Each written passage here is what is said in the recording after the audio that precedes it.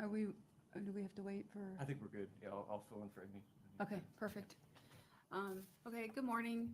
My name is Monica Schmucker. I am the appointed special magistrate to hear today's code enforcement proceedings provided for in Chapter 2, Article 5 of the Fort Myers Beach Land Development Code and Florida Statute Chapter 162. I'm a licensed Florida attorney, and I'm a certified mediator and a qualified arbitrator, and I'm qualified to serve as the appointed special magistrate for the town of Fort Myers Beach. At this time, I would like to ask if you haven't turned off or silenced your cell phones to please do so they don't disrupt today's meetings. Um, this is a quasi judicial hearing, which means that the cases are similar to cases that you hear in court. They are slightly less formal. The rules of evidence will not apply, but fundamental due process will apply and will govern these proceedings. Cases will be heard in the order that they appear in the agenda, unless there's any changes, but I don't think anyone has requested that today. My role today is to fairly and objectively review today's cases and apply the facts and evidence to the law. Again, the rules of evidence are not going to apply. It's not going to be particularly formal, but anybody who is here to speak on a case will be heard. The town will have the burden of proof. So in all cases, we'll have the town go first, and then the alleged violator will be able to respond afterwards. At the conclusion of each case or within 15 days thereafter, I will issue an order with the findings of fact based on the evidence before me and based on the law, and I'll issue an order affording the appropriate relief. Before we swear everybody in, I do want to have an approval of the minutes, and I don't have a copy of those here. So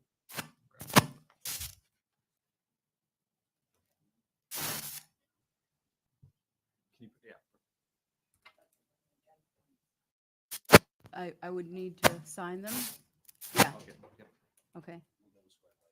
All right. Then I don't want to hold it up if you have to print it. Yeah, I'll print them. We'll have them for you. towards the Okay. end of the meeting. Okay, no problem. Then we'll skip that and then we'll move on. So anybody anybody who's here to speak on a case, to testify, you can please stand up. Raise your right hand. Thank you. Do you swear or affirm that the testimony you will provide today is the truth, the whole truth, and nothing but the truth? Thank you. You may be seated. All right. So I guess since we'll skip the minutes, we'll go to the town. If you can call your first case, is it 144 Gulf Island Drive? So, Madam Magistrate, if I may, Nancy Sturbridge for the record, serving as town attorney. Our code enforcement officer had a emergency this morning, and so in her place, we will have our code enforcement manager here. If you can just take a moment to introduce himself, he'll be presenting the cases today. Good morning, Your Honor. My name is Thomas Yazzo. I'm the Compliance and Security Manager for Fort Myers Beach, and I am also the Code Enforcement Manager for Fort Myers Beach. So I will provide as much evidence as I'm able to with the appropriate cases. Okay. Are we hearing case number 2022037 first? Yes. Yes. Okay. Again, my name is Thomas Yazzo. I'm the Compliance and Security Manager for the town of Fort Myers Beach. I've been sworn in and will be providing testimony and documentation for the case of number 202200371. The violation for work without a permit at 144 Gulf Island Drive came into compliance with the LVC section 6-11 adoption amendments for building code 105.1 on August 7th, 2024 via the issuance of a permit number 221063 to replace rotted wooden stairs. Because of the length of time it took the property owner to come into compliance, we would like to ask that you for a finding of violation and to impose an administrative fee of $250 to cover costs in bringing this matter before the special magistrate. Although the property has been in violation for 839 days from 4/22/2022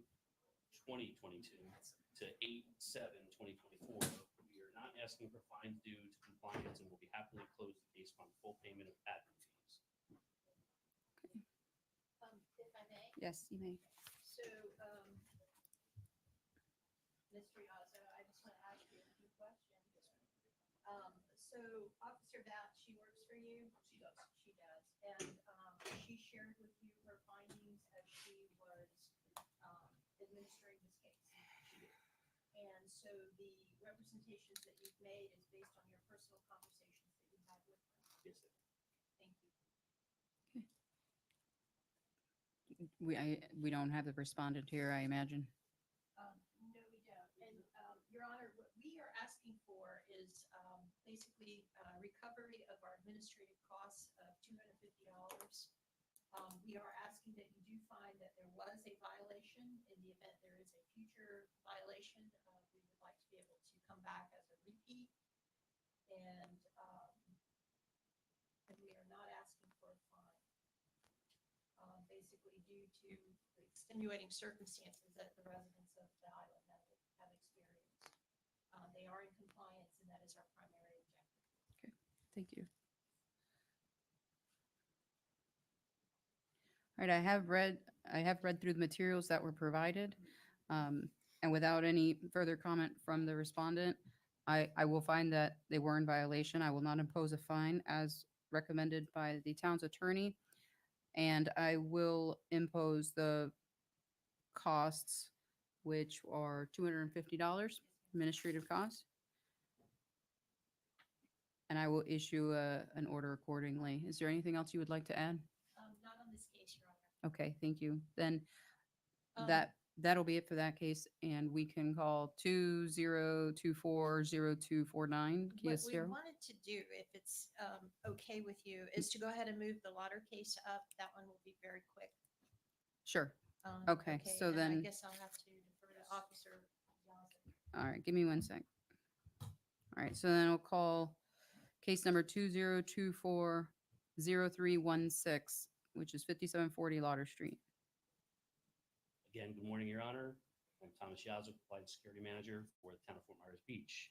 I've been sworn in, and as you recall in this case, 202-40316 was continued from the last meeting on 8/6/2024.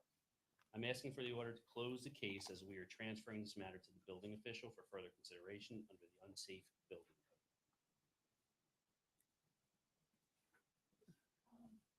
Your Honor, we also have had some conversations with the attorney for Ms. McCarthy, and she's indicating that their intent is to basically demolish the building, and it would be more appropriate to go ahead and have that accomplished rather than imposing some type of fine against her because of the condition of the building.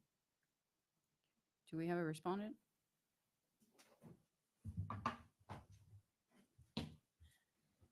Good morning, Your Honor. Good For the morning. record, Amy Tebow with Retzel. I've been sworn.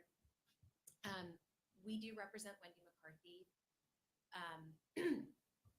When Ms. McCarthy found out about this case, and I'm not saying that this was not properly noticed, I'm not challenging the rules around notice, but she did not find out about this until maybe 6 weeks ago. So in that time, she's been working diligently to obtain proposals from demolition companies. This week, she obtained the first one. We're waiting on a second one. I have been told that the work from start to finish, from the time we engaged to the time permitting, demolition, everything is complete, it should take approximately 4 to 6 weeks, just depending on how long it takes FPL to work on their side. So we are proposing to demolish the building as soon as possible. She wants it down, the town wants it down, I want it down. So that's where we are at this point. Okay. What is the town requesting? Your Honor, we just are asking for an order closing the case Okay. because the case is being transferred to the building official for further administration under the unsafe building program. Aside from that, is that the only request? That's the only request. Okay. If there's nothing else on this, I see no reason to deny an order closing the case and transfer to the appropriate folks. That'll be it on that one. And I think we are now going to call Kiestero 20240249. Yes. Okay, Are you here for a respondent? Do you want to have a seat here? sure. Find her a mic. Give us a moment. Or I can pass it over.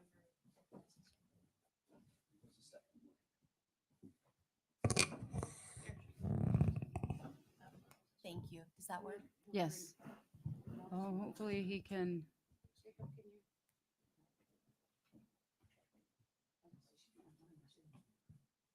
Does this work? Okay. All right.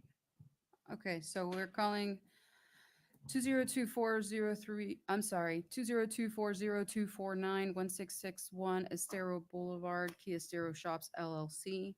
And this is a continuation from the previous hearing, which did begin, and we issued an order continuing with some partial findings of fact. And because we had, the town had proved a violation, which wasn't really, I mean, we had the affirmative defenses. I can allow respondent to begin so that you can discuss your affirmative defenses, and then I'll allow the town to respond to, does that work? Yes. Okay. certainly. Okay. Is this, okay. Yes, can you, Thank you. can you Sorry. please just state your name again for the, I know you just stated it, but can you please state it again? For the record, Amy Tebow with Retzel, I have been sworn. We have a member of the public who desires to put some testimony on the record, and since it's fact-based, I thought it might be appropriate for him to speak before I presented the affirmative defenses. Would that be, I have no objection. Okay, sure. thank you. Okay.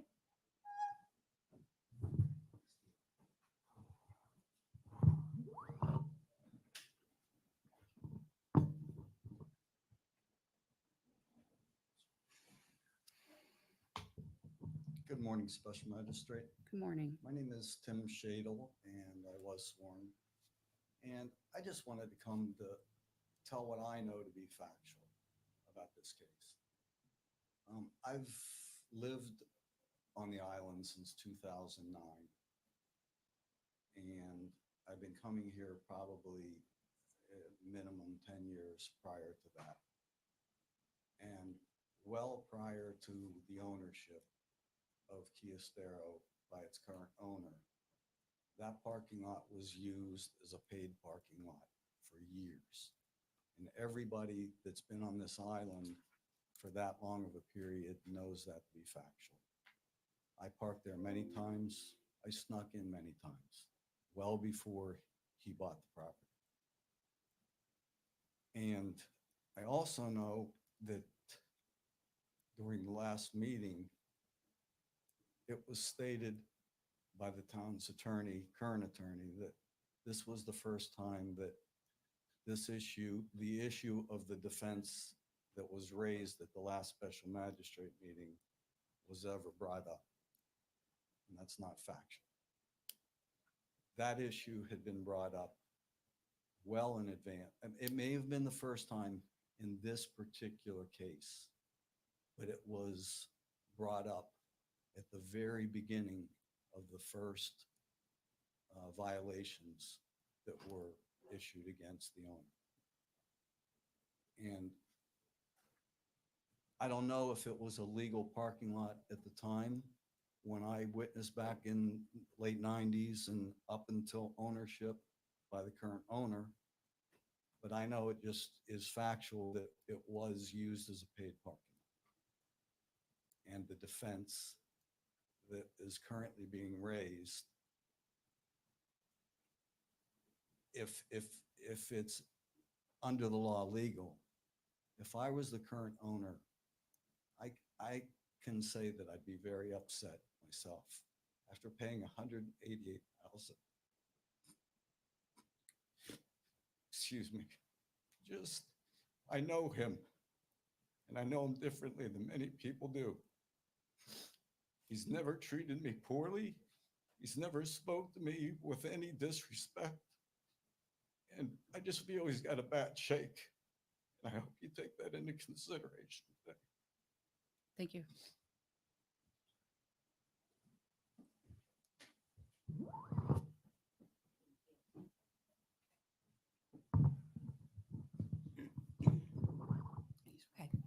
Thanks. There we go.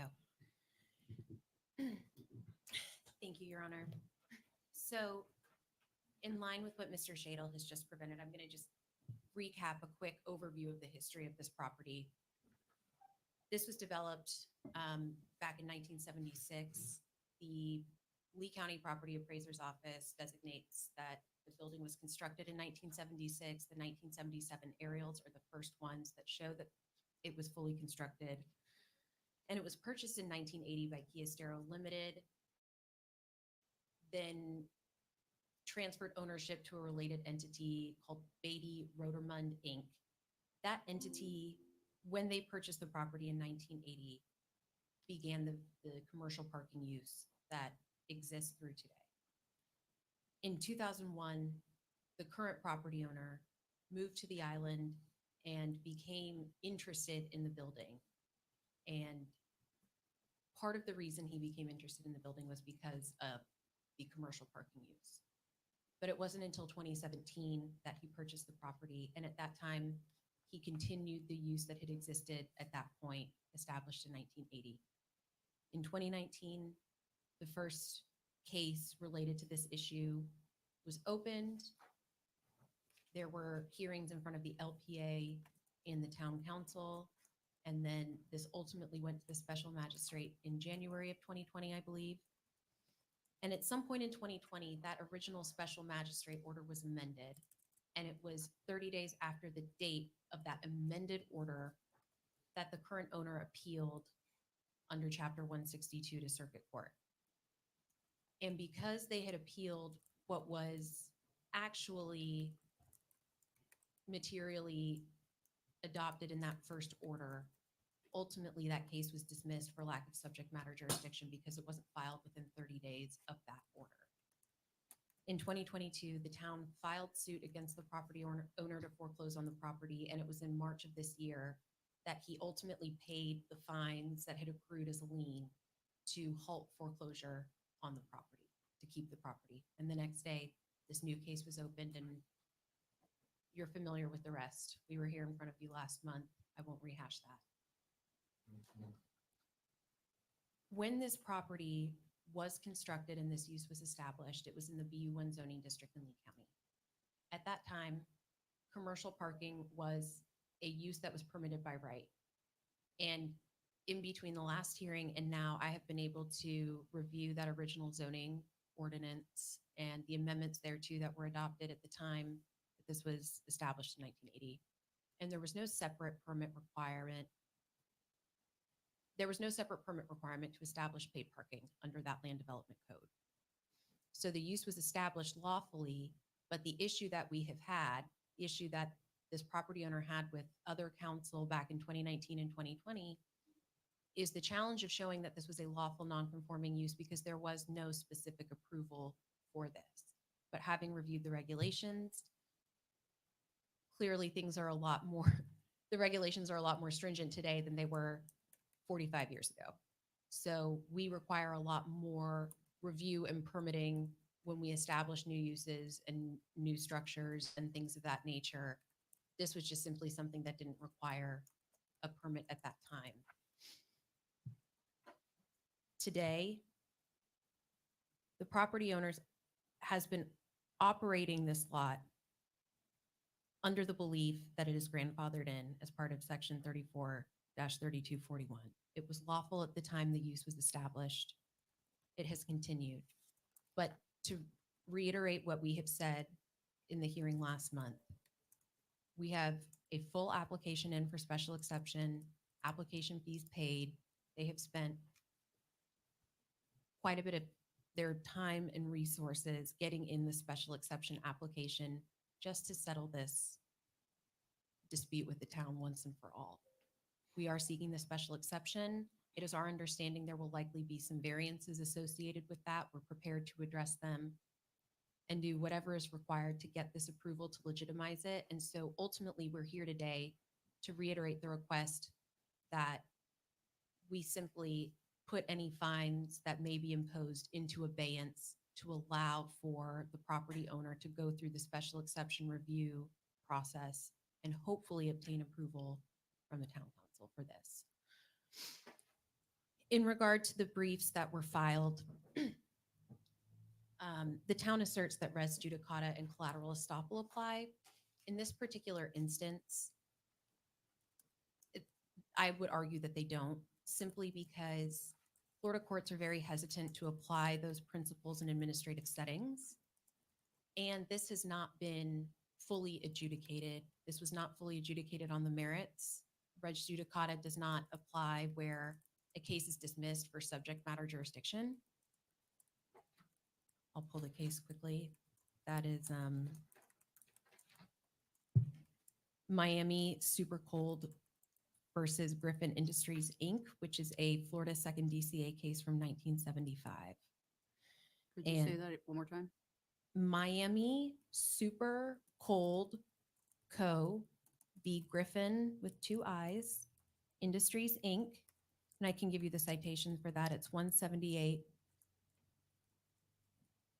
Southern Reporter, second edition at page 604. And that's a Florida Second DCA case from 1965. And as this applies, the jurisdiction, the deadline to appeal under section 162.11, I believe, of the Florida statutes is 30 days. And Florida courts have held that that deadline is jurisdictional. So where they filed their appeal in an untimely fashion and it was dismissed for lack of jurisdiction, that would mean here that this was not fully adjudicated on the merits, and therefore res judicata should not apply. In regard to collateral estoppel, it's my understanding that that pertains to resolving disputes of fact. Here, I don't believe that there's an actual dispute of fact. It's a dispute of the law as applied to the facts. So again, collateral estoppel should not apply for that reason. It should not apply because this has not been fully adjudicated. And the circumstances here today are different than the original case, even if res judicata or collateral estoppel would have otherwise applied. This is now being brought in as a repeat violation. The potential fines that can be imposed are double what could have been imposed in the last case. And those circumstances are different enough that res judicata really would not apply here. And to confirm, as far as equitable estoppel, the property owner relied in good faith on the fact that this commercial parking use was established, had been established for decades when he purchased the property. He purchased it and has testified previously that he had purchased it with the intention of continuing the shared parking use. That shared parking use was part of the reason he ultimately did purchase the property. So he has relied on some omission of the town here, and he took a substantial change in the position. He spent millions of dollars purchasing this property based in large part on this existing commercial parking use. So collateral or equitable estoppel would apply. And with that, I will close my argument and I'm available to answer any questions you may have. Okay, thank you. I'll let the town respond, and then if I have questions, I'll address them at that time. Thank you. Okay, I just want to make sure that this mic, are you able to pick it up, Jacob? If not, maybe we'll transfer mic. Hold on.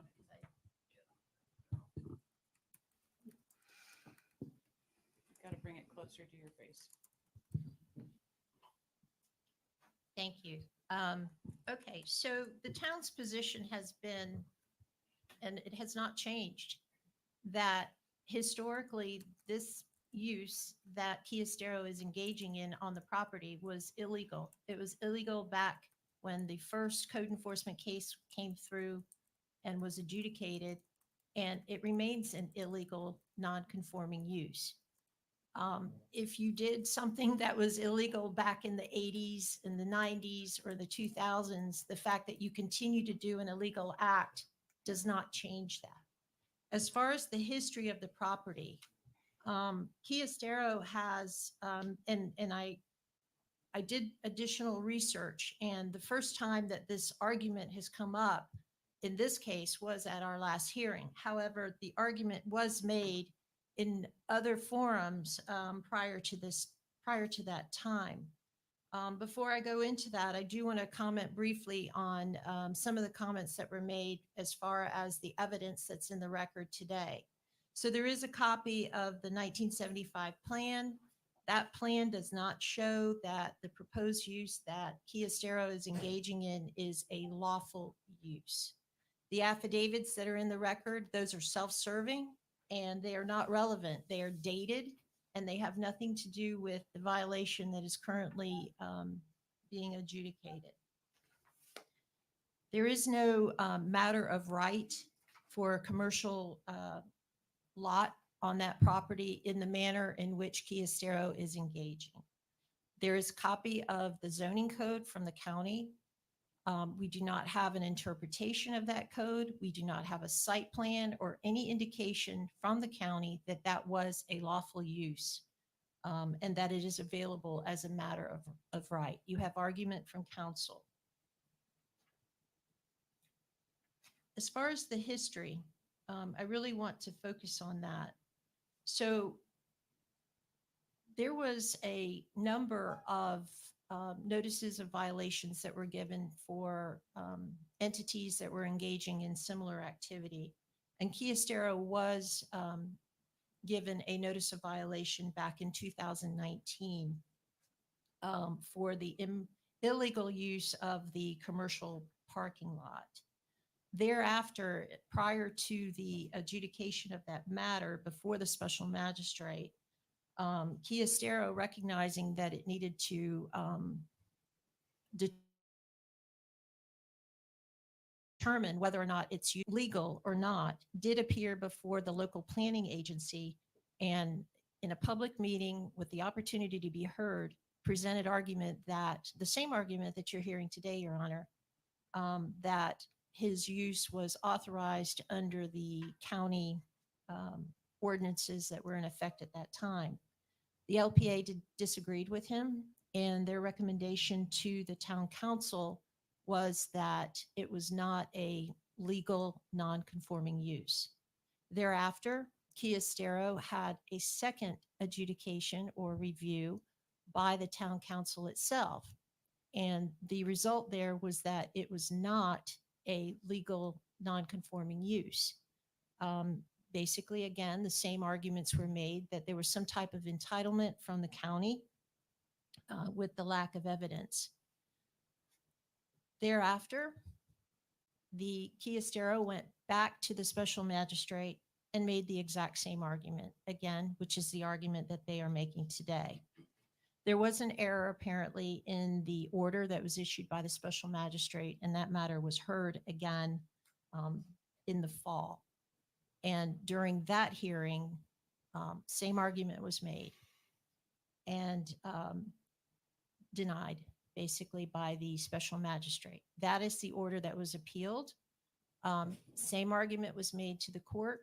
The court found that it did not have subject matter jurisdiction because the arguments related to the case that was decided in January of 2020, not the alleged error and correction that was to be made in the fall.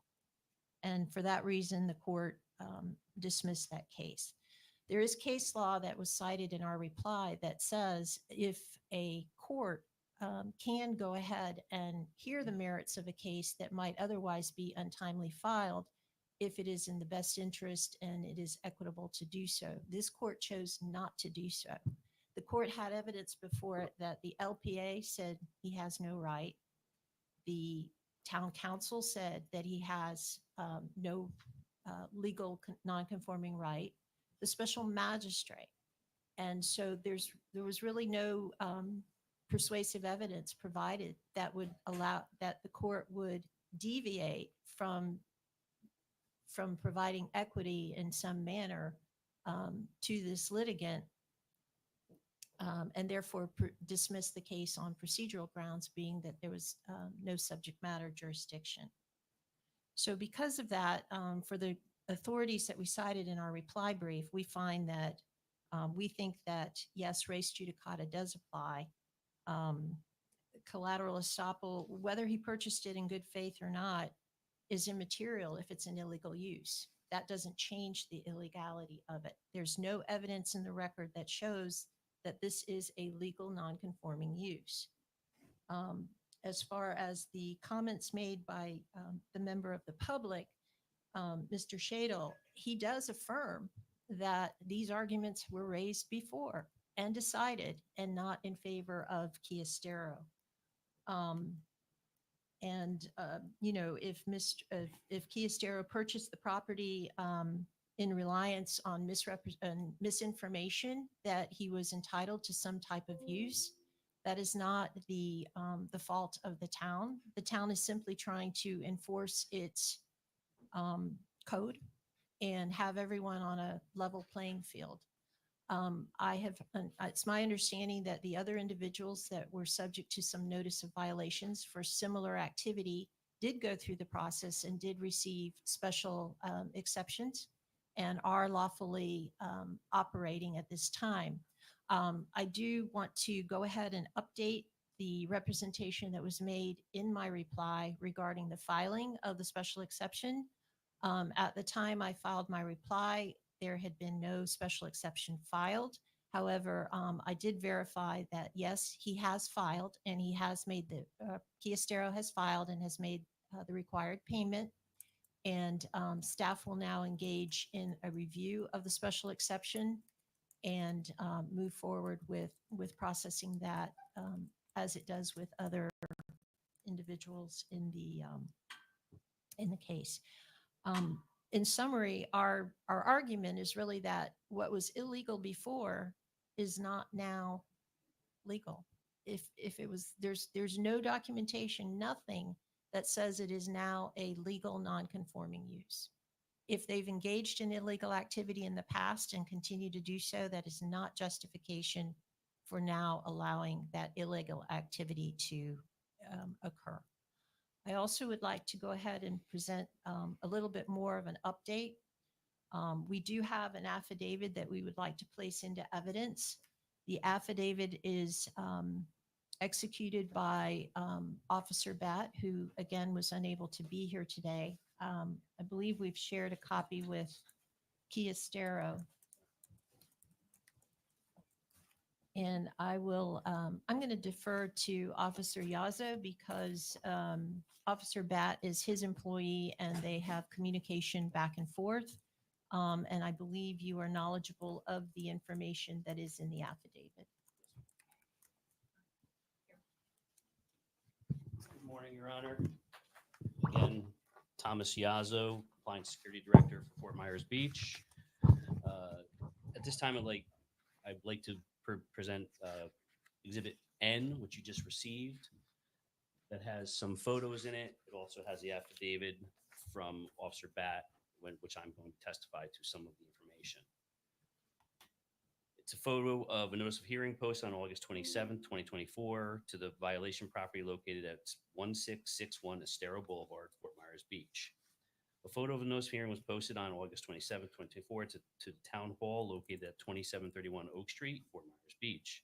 All certified receipts for the notice of hearing, tracking of history for the USPS for the notice of hearing, and photo of the condition of the property at the time of reinspection on September 3rd, 2024, prior to today's hearing. All photos were personally taken by Officer Batt, and I can testify to the conversation that we had about that. They're true, accurate, and unaltered copies.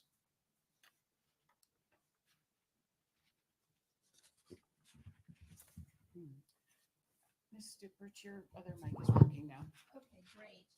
And so in closing, Your Honor, what the town is seeking is a couple things.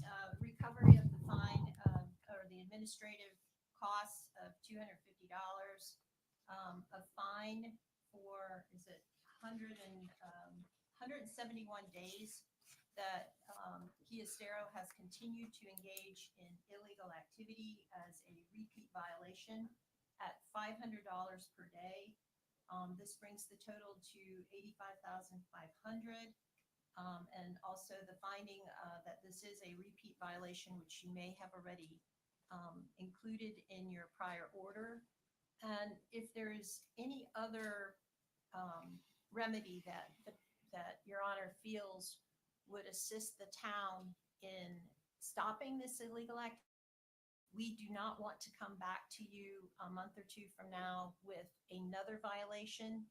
And so this does not become the cost of doing business. The $85,500 is a lot of money. However, I don't know how much revenue is being generated by this illegal use of the property.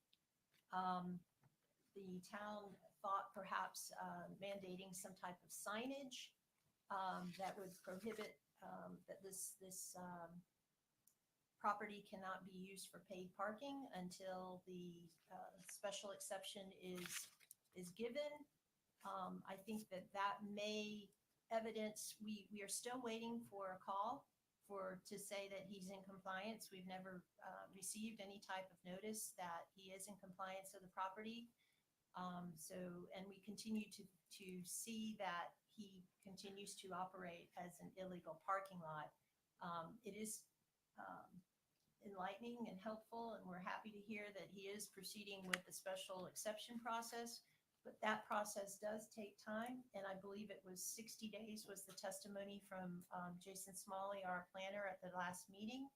So that's 2 more months that we do not want to have illegal activity occurring on that property. So again, our bottom line is the $250 administrative costs, the 171 days fine in the amount of $85,500, a finding that this is a repeat violation, and any other remedy that Your Honor, you believe you are lawfully able to impose on this property.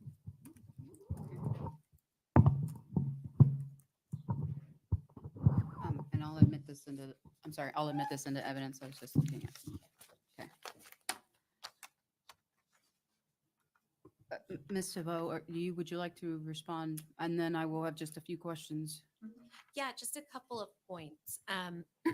The case that was cited in the town's brief regarding a court's ability to take on a case that was untimely filed was in relation to a petition for writ of certiorari. That is a more discretionary process. The courts tend to have more discretion to hear a petition for writ of certiorari than they would hearing a plenary statutory appeal like one that would be submitted under 162. In City of Palm Bay versus Palm Bay Greens, I'm going to say LLC, pulling it right now, which is a Florida 5th DCA case from 2007. It that the failure to file a notice within a 30-day period constitutes irremediable jurisdictional defect. So this is a little bit different than the case that was cited in the town's brief, and I just wanted to clarify that. Next, the town's position that equitable estoppel does not change the fact that the use is illegal is, while I completely understand where they're coming from, this is a very unusual case. Very unusual. It's very uncommon that something comes across my desk where a use was established at a time where a specific permit for that use was not required, and we're now finding ourselves in a code enforcement proceeding. But that's what the situation is with this case. And with all due respect to everybody that has been involved in the previous processes, it is my legal opinion that this is a lawful non-conforming use. It was lawful when it was established. No permit was required to have this commercial parking use to rent out the extra spaces at the shopping center. To some extent, the definition of shopping center and commercial and the definitions, as I've stated in my brief, those would encompass this type of use as an accessory use. When the town updated their land development code, I believe in 2004, and adopted the downtown zoning district and adopted the shared parking use, that was when it was specifically stated that the shared parking use is a principal use of the property. But prior to that, it was certainly well within the definition of an accessory use. It was customarily incidental and subordinate to the existing commercial shopping center. I've gone through records for this property. I've seen a variety of different uses that were in there, everything from restaurants and bars to optometrists and dentists. So depending on the type of tenants that you have, the number of units you have filled, your peak hours are going to fluctuate. So the number of spaces that get used at any given time fluctuated from 1980 to now. And this use was truly part and parcel of that use when it was established under Kiestero Limited Partnership, which was the predecessor to Beatty Rotermund Inc. I'm probably butchering that name, but I believe there's documentary evidence in there with the entity names. And I completely understand that the town wants everybody on an even playing field. Completely understand.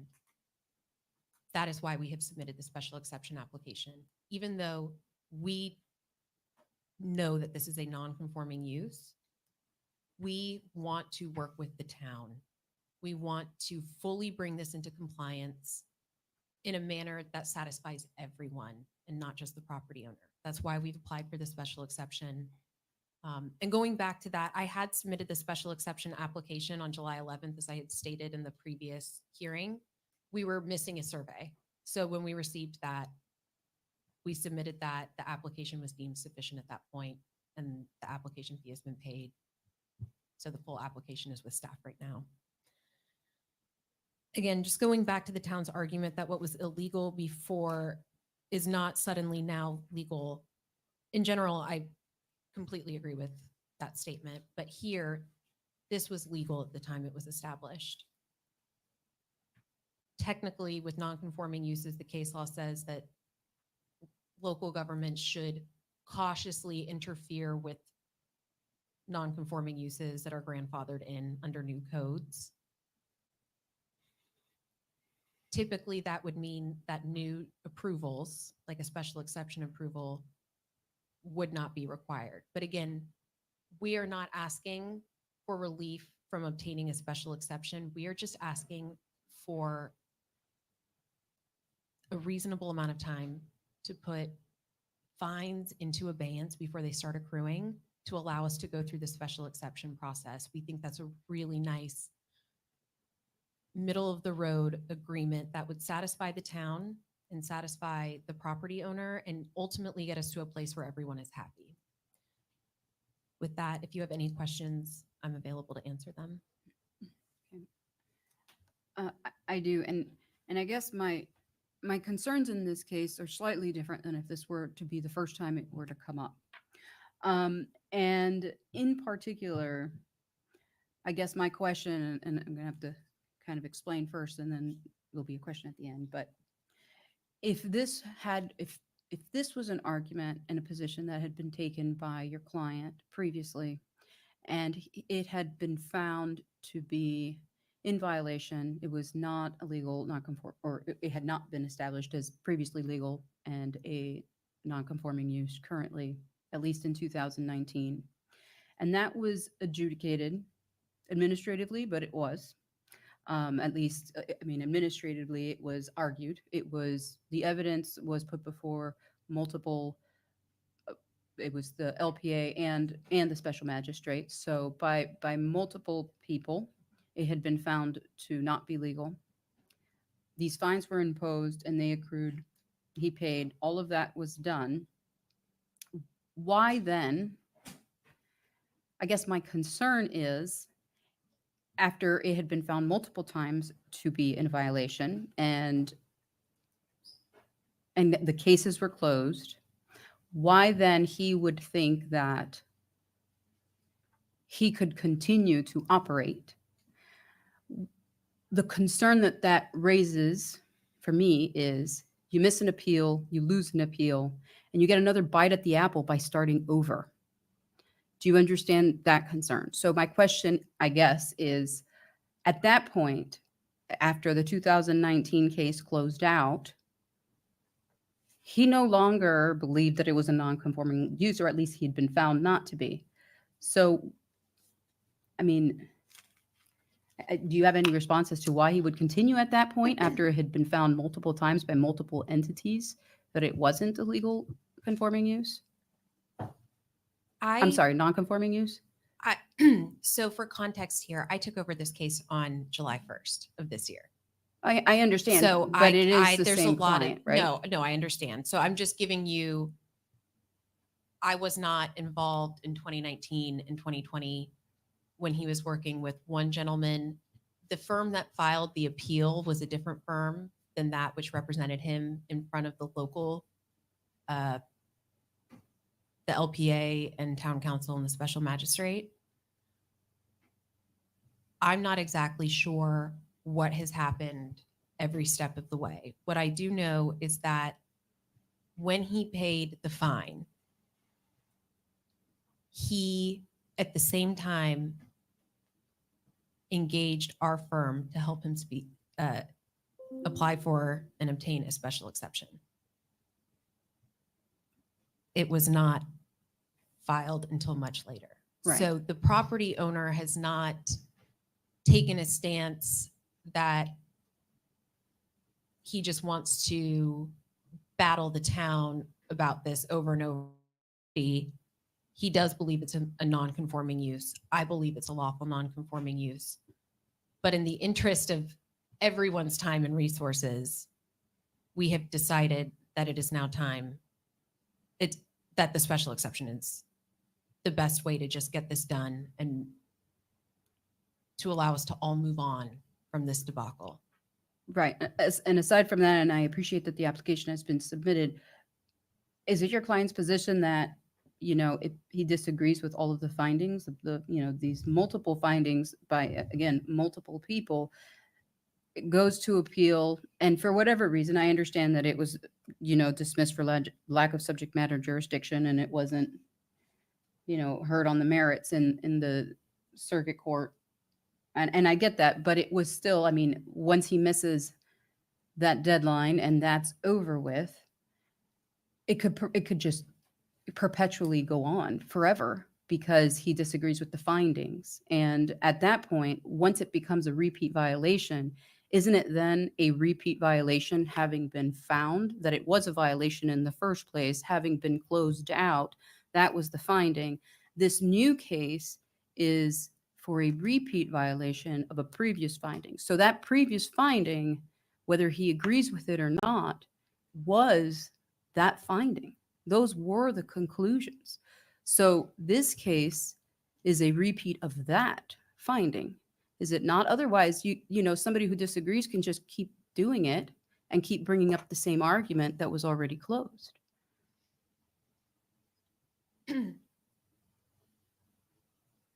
May I clarify your question? Sure. Are you asking whether he's using this as an opportunity to try to relitigate this in circuit court at this time? No, but that's a good question. Oh, I mean, okay. essentially what I'm saying is that it could be used to continue to appeal the same issue over and over, right? Like he was unable to bring it to appeal, right? For Mhm. whatever reason, Right. procedurally or not, but he was unable. So I mean, I feel that your position then would be encouraging people to continue to do illegal things so that they can get another bite at the apple. So the finding had been there. That was closed. It was found to be a violation. What is brought here before me today is a repeat violation of something that had already been adjudicated, right? Mhm. So I guess my question is why at that point when it was found that way, and I know he filed his application, so he wants to make it right, and I get that, but why once it was found to be a violation, would you say that this isn't a repeat violation? I don't really understand because you're telling me why in 2019 it was okay. That's done. I'm not hearing the 2019 case. I'm hearing the case for a repeat violation of something that had already been found to be a violation, right? So my concern is if I say, okay, well, then let's start over, then it's encouraging people who don't like the answer to just keep doing it so that they can keep litigating the same issue after it's been closed. And I see where you're coming from. I think again, this is a very, very peculiar set of facts and legal framework that we're working within here this is not something that I see every single day.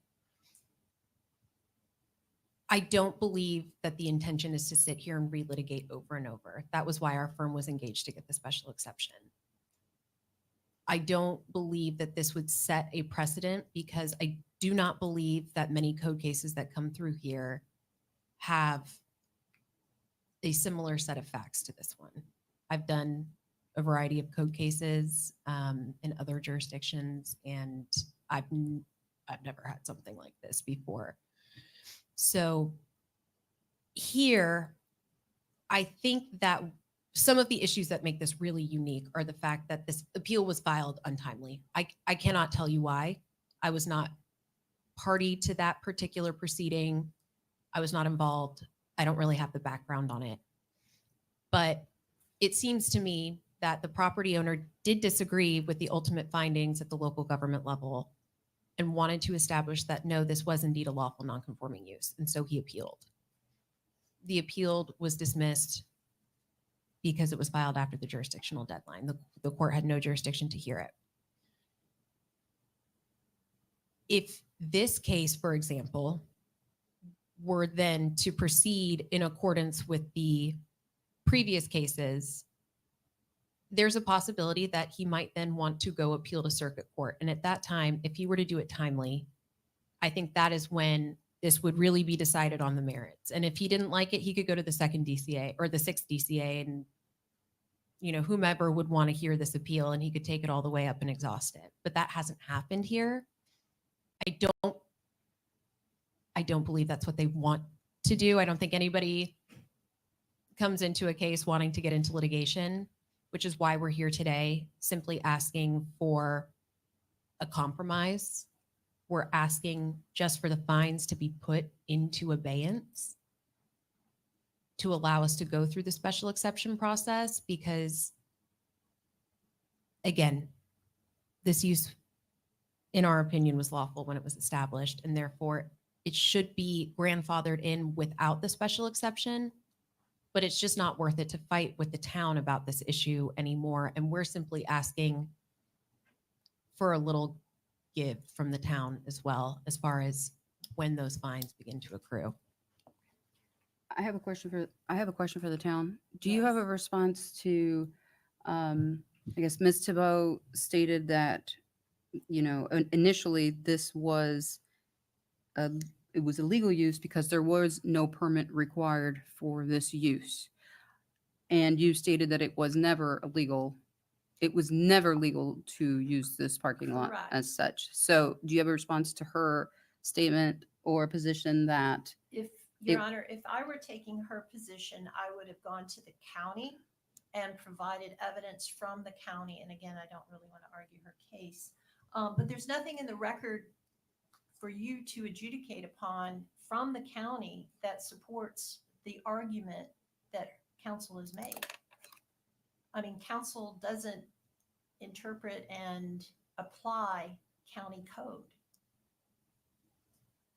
right, but she does, she can argue it. It's part of the law only that thing she's that's arguing, in the but record is a copy of their zoning code. There's nothing that shows that how that zoning code is applied to that particular property.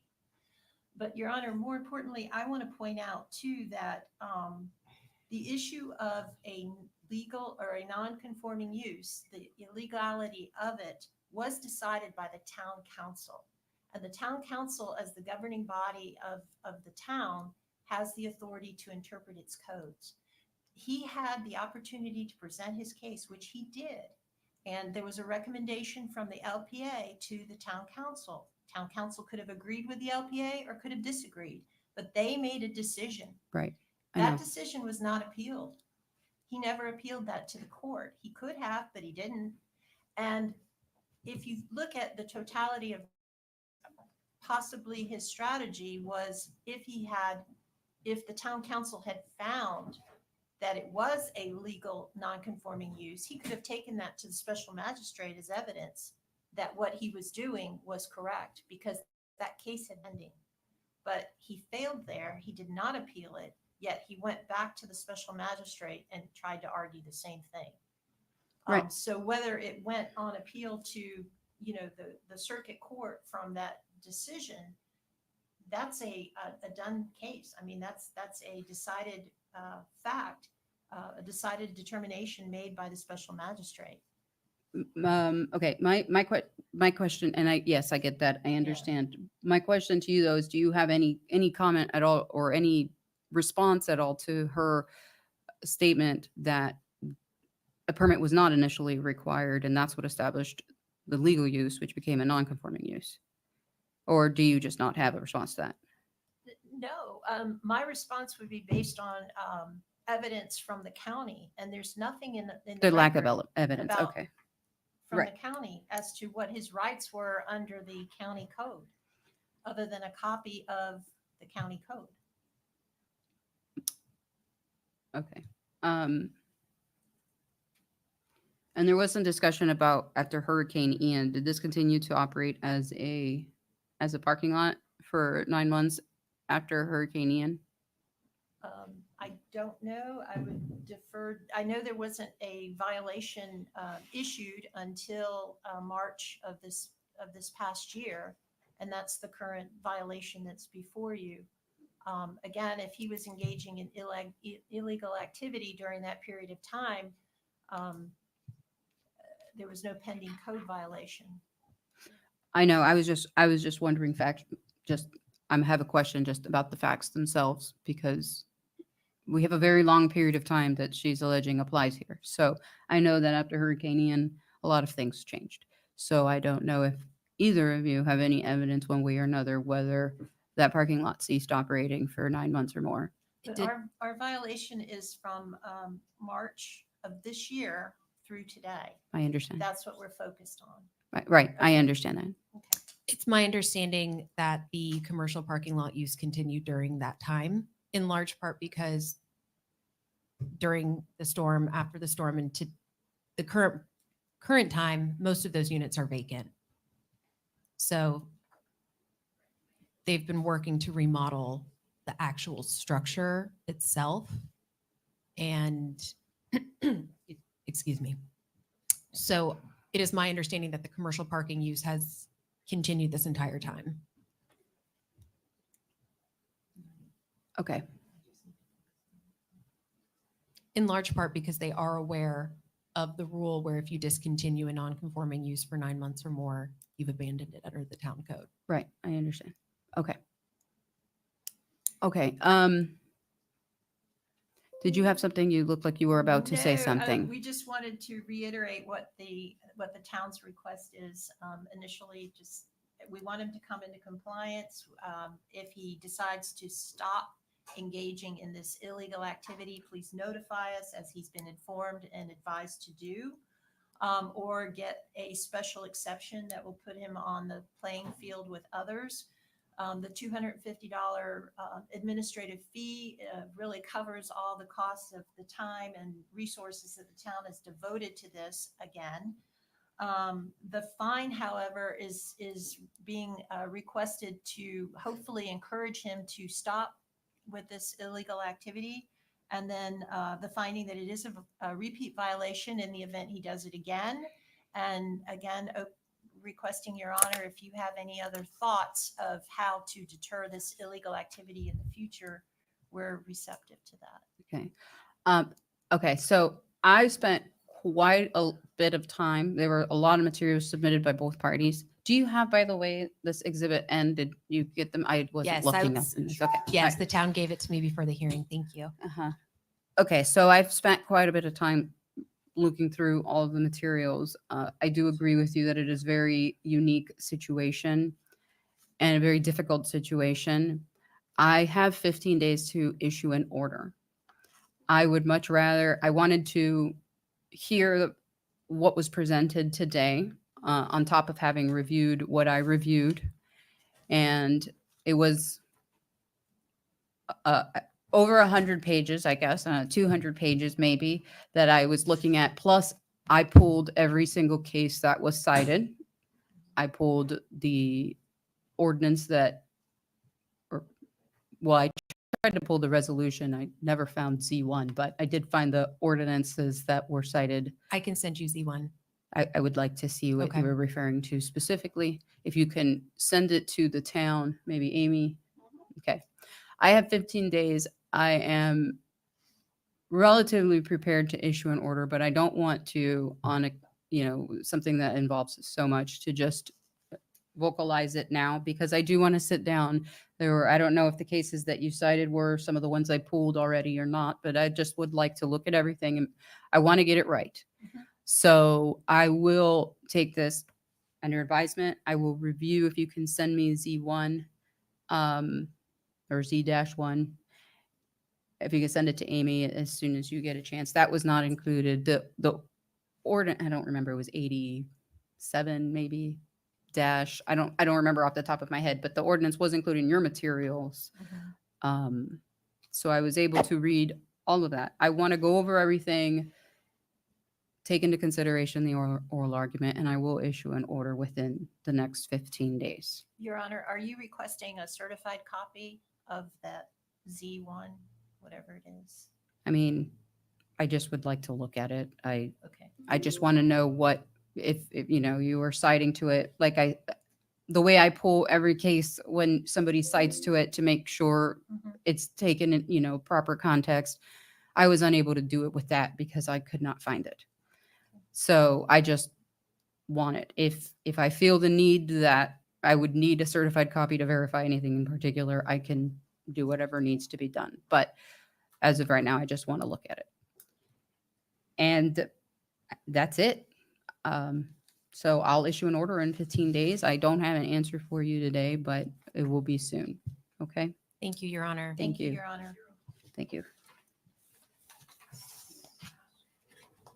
No. Okay. One more. Well, you're good to go. One more. We did move the minutes to the end, so I don't know if those were printed.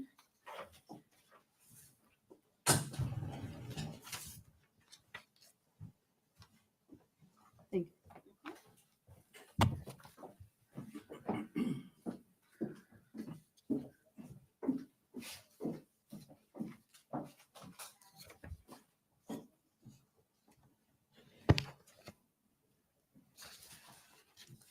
Okay. I believe these were the ones that, I reviewed these minutes before, so I'll go ahead and does anybody have any comments as to them? Okay. Then I will go ahead and approve these minutes and sign them. And I believe that is everything that we have on today's agenda. Okay, well then we can adjourn. Thank you. Oh, I don't